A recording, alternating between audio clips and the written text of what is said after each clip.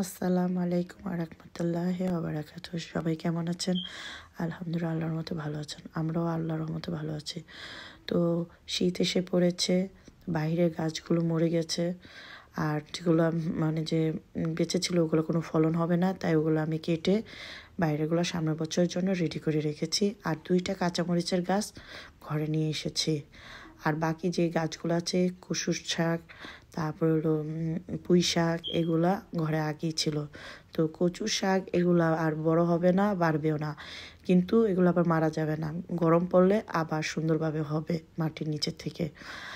তো ঘরের জানলার কাছে গাছ যেগুলো রাখা হয়েছে এগুলা বাইরে রৌদ্র পাবে না, কারণ শীতের দেশ, রৌদ্র হবে না। যদি আল্লাহর কোনো রহমত পড়ে তখন হঠাৎ অনেক দিন পর একটু রৌদ্র মানে পড়তে পারে, তো ক্ষণিকের জন্য, কয়েক ঘন্টার জন্য। তো আমার গাছগুলো ঘরের মধ্যে থাকে হিটার ছাড়া, তো এই জন্য হিটারের মানে তাপে গাছগুলো মানে বেঁচে থাকবে, বড় মানে বড় হবে না, ছোট হবে না। তারপরে গাছগুলা এগুলো ঘরে এনে রেখেছি। আর এই বছরে আমি এই মরিচগুলো শুকিয়েছি, একটু বেশি শুকায়নি। আর মরিচগুলো বেশি রেড হতে পারেনি, কারণ হলো আমাকে একজনে বলেছে যত আপনি মরিচ গাছ মরিচ তুলে ফেলবেন তত আপনার মরিচ বেশি হবে। এই জন্য আমি মানে যে জাস্ট এই কালারটা ছিল যখন, তখন আমি উঠেছি। তো মানে রেড কালার হলে মরিচগুলো ভালো আর বেশি সুন্দর লাগতো। এই তা আমার এই মরিচের মানে যে মশলা এত ফলন হয়, আমি সবসময় চাল ধোয়া পানি, তারপরে হলো ডাল ধোয়া পানি, এগুলো আমি আর ফেলে দিই না। তো এগুলো আমি রেখে দিই। তো আমার প্রতি বছরই আলহামদুলিল্লাহ ভালো মরিচ হয়। এবং কলা চোকলা ওগুলা মানে যে 7 দিন পানিতে ভিজিয়ে পরে রাখি, ডিমের খোসা এগুলা। তো আপনি এইভাবে করলে ফলন ভালো হবে, আমার থেকে আরও বেশি ভালো হবে। তো আমি নেক্সট ইয়ারে আমি যদি এই গাছ আল্লাহ সাল্লাহ বেঁচে যায় তো বেঁচে গেল, তারপর আমি আরও 2 রকম মানে এক রকম মরিচ লাগাবো। আমি সেটা জোগাড় করে এনেছি আমার এক ফ্রেন্ডের থেকে।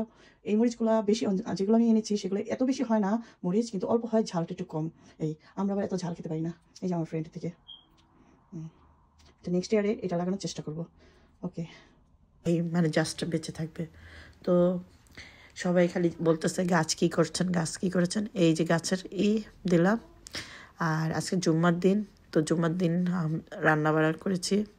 কারণ বিরিয়ানি, জাস্ট বিরিয়ানি, অন্য কিছু না, কারণ শরীর তো কয়েকদিন আগে অনেক অসুস্থ ছিলাম, আল্লাহর মতো এখন ভালো আছি। আর বাচ্চারা চাইছে ওরা শাহি জর্দা খাবে, তো ওদের জন্য শাহি জর্দা করেছি।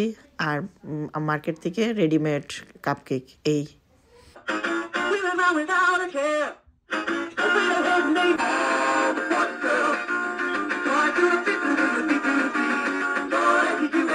স্কুল থেকে এসেছে, এখন তারা নাকি রাইস খাবে না, আমাকে বলতেছে নুডলস করে দিতে, সাথে এগ আর চিজ।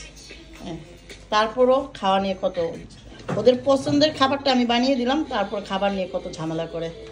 এই আমার বড় মেয়ে করে না, আমি এটা জানি। এই যে ছোট জন, ও তো মুখেই দিচ্ছে না। তুমি হ্যাপি না?